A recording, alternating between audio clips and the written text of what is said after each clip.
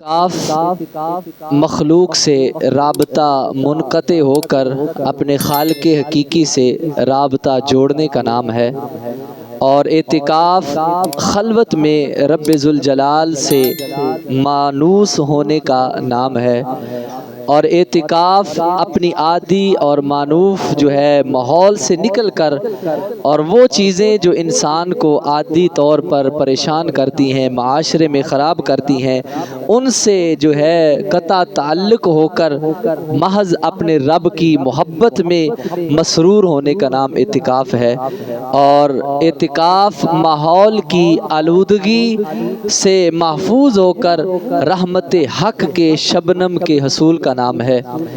اعتکاف لذت بھی ہے، اعتکاف چاہت بھی ہے، اعتکاف الفت بھی ہے، اعتکاف زندگی ہے، بلکہ اعتکاف بندگی اور تابندگی ہے۔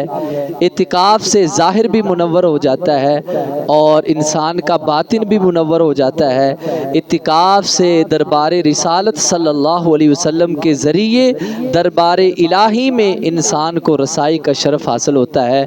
اعتکاف سے اللہ تعالیٰ کا بھی قرب حاصل ہوتا ہے اور اس کے حبیب صلی اللہ علیہ وسلم کا بھی قرب حاصل ہوتا ہے۔ اعتکاف کا معنی کیا ہے؟ الاقبال علی الشیء، اس کا ایک معنی ہے کسی چیز سے رک جانا، باز آ جانا۔ قرآن پاک میں اللہ تعالیٰ نے مختلف مقام پر جو ہے وہ اس کے معنی جو ہے وہ بیان فرمائے ہیں۔ امام راغب اصفہانی جو ہے آپ لکھتے ہیں الاقبال علی الشیء وملازمتہ علی سبیل التعظیم، کہ اعتکاف یہ ہے کہ تعظیم کے طریقے پر کسی چیز کی طرف متوجہ ہونا اور کسی چیز کے ساتھ ہمیشگی اختیار کرنا۔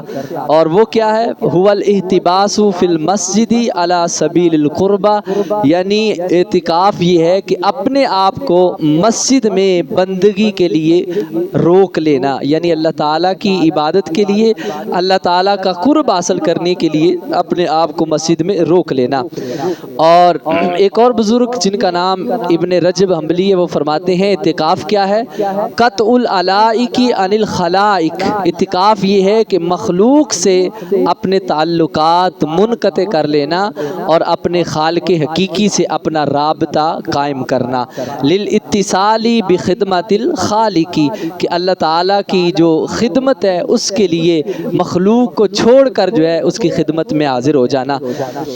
سرکار دو عالم صلی اللہ علیہ وسلم آپ بھی اعتکاف فرمایا کرتے تھے، اور آپ نے ہر سال جو ہے وہ اعتکاف فرمایا۔ اپنی آخری جو ہے وہ رمضان میں بھی آپ نے اعتکاف فرمایا۔ تو یہ اعتکاف میں جب بندہ بیٹھتا ہے تو اس کو ساری چیزیں جو ہیں، جب دنیا کے معاملات جو ہیں وہ سارے منقطع کر دیتا ہے، اور جب اس کا رابطہ اللہ تعالیٰ سے قائم ہو جاتا ہے، تعلق اللہ سے مضبوط ہو جاتا ہے، تو پھر اللہ تبارک و تعالیٰ جو ہے وہ اس کی ہر دعا کو پوری فرماتا ہے۔ کسی اللہ تعالیٰ کے ولی سے کسی نے پوچھا کہ تم گھر میں تنہا رہتے ہو اور نماز پڑھی تو فوراً اپنے گھر میں چلے گئے، نہ کسی محفل میں بیٹھتے ہو، نہ کسی سے بات چیت کرتے ہو، اما تستوحشو، کیا تمہیں اس سے وحشت محسوس نہیں ہوتی کہ تنہائی تمہیں محسوس نہیں ہوتی کہ تم تنہا رہنا پسند کرتے ہو؟ تو انہوں نے آگے سے جواب دیا کیفا استوحشو، مجھے تنہائی کیسے جو ہے وہ ڈرائے گی، کچھ مجھے کیسے وحشت محسوس ہوگی؟ وَهُوَ يَقُولُ أَنَا جَلِيسُ مَنْ ذَكَرَنِي، حالانکہ میرا رب فرماتا ہے کہ مجھے یاد جو کرتا ہے میں اس کے ساتھ ہوتا ہوں۔ تو میں اپنے رب تعالیٰ کو یاد کرتا ہوں تو میرا رب جو ہے وہ میرے ساتھ ہوتا ہے، اس لیے مجھے تنہائی میں تنہا رہنے سے کوئی وحشت محسوس نہیں ہوتی، بلکہ مجھے تنہا رہنے میں سکون ہوتا ہے کہ میرا رابطہ جو ہے وہ میرے رب سے جو ہے وہ جڑا رہتا ہے۔ اور سرکار دو عالم صلی اللہ علیہ وسلم ان نبی صلی اللہ علیہ وسلم کانا یعتکف العشر الاواخر من رمضان، آپ جو ہے وہ آخری یعنی 10 دن جو ہے وہ رمضان کے تک اعتکاف فرمایا کرتے تھے، حتی توفاہ اللہ، یہاں تک کہ آپ کا وصال مبارک ہو گیا۔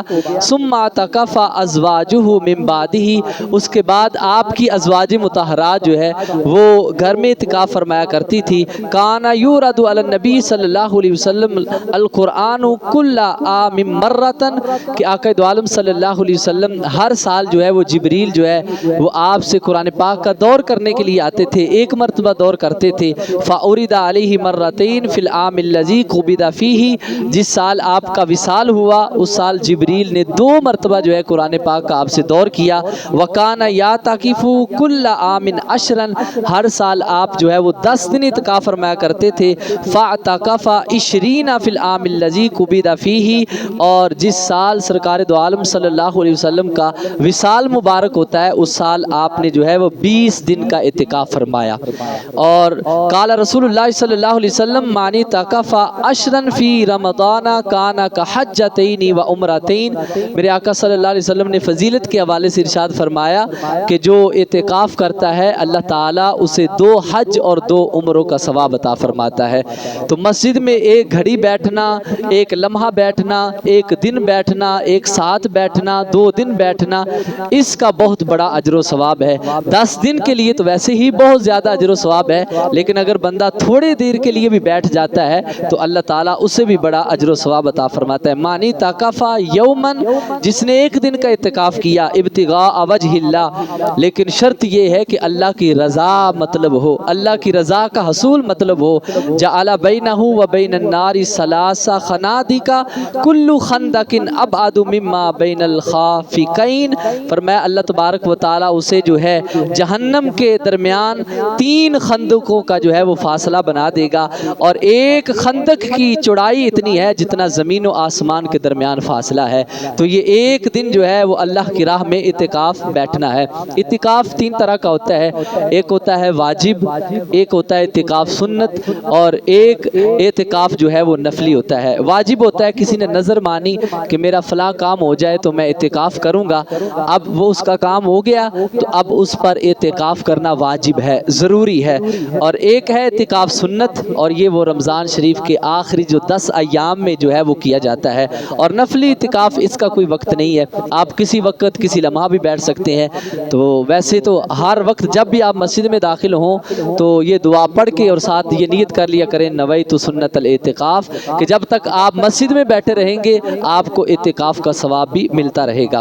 اعتکاف کی شرائط بھی سن لیں۔ اعتکاف جو ہے ظاہری بات ہے مسلمان پر جو ہے، غیر مسلم پر اعتکاف نہیں ہے۔ دوسری شرط یہ ہے کہ تمیز کرنے والا ہو، اعتکاف جو ہے وہ بالغ ہو یا قریب البلوغ ہو، یعنی بالغ جو بچہ سمجھدار ہے، معاملات کو سمجھتا ہے، مسجد کی آداب کو سمجھتا ہے، وہ اعتکاف بیٹھ سکتا ہے۔ اس لیے چھوٹے بچے جو ہیں وہ اعتکاف نہیں کر سکتے، نہ ہی ان کا اعتکاف ہے۔ بالغ ہو یا قریب البلوغ سمجھدار بچہ ہو، اس لیے بچوں کے بارے میں جو ہے اصرار نہ کیا جائے۔ اور اس کے بعد تیسری شرط یہ ہے کہ حدث اکبر سے طہارت ہو، یعنی وہ پاک ہو کر جو ہے وہ مسجد میں بیٹھے، اس کا جسم، بدن، ہر چیز جو ہے ہر لحاظ سے اسے پاک ہونا چاہیے۔ اور چوتھی شرط یہ ہے کہ مسجد میں اعتکاف ہوگا مرد کے لیے، اور عورت کے لیے جو ہے وہ گھر میں اعتکاف ہوگا۔ مرد کا گھر میں اعتکاف نہیں ہو سکتا اور عورت کا جو ہے وہ مسجد میں اعتکاف نہیں ہو سکتا۔ تو اس لیے مسجد کے اندر بہت سے امور ایسے ہوتے ہیں کہ جب بندہ مسجد میں آ جاتا ہے، اعتکاف بیٹھنے کی نیت کر لیتا ہے، تو اب دنیاوی معاملات اس کے ختم ہو جاتے ہیں۔ نہ وہ کسی جنازے میں شرکت کر سکتا ہے، نہ کسی مریض کی عیادت کر سکتا ہے، نہ کسی اور کام کے لیے مسجد سے باہر جا سکتا ہے، قضاء حاجت کے لیے باہر جا سکتا ہے، مطلب بیت الخلاء مسجد سے باہر ہیں تو وہ اس اپنی حاجت پوری کرنے کے لیے مسجد سے باہر جا سکتا ہے۔ اس کے علاوہ مسجد سے اگر ایک قدم بھی باہر کرے گا، ایک لمحہ بھی اگر مسجد سے باہر نکلے گا تو اس کا اعتکاف ٹوٹ جائے گا۔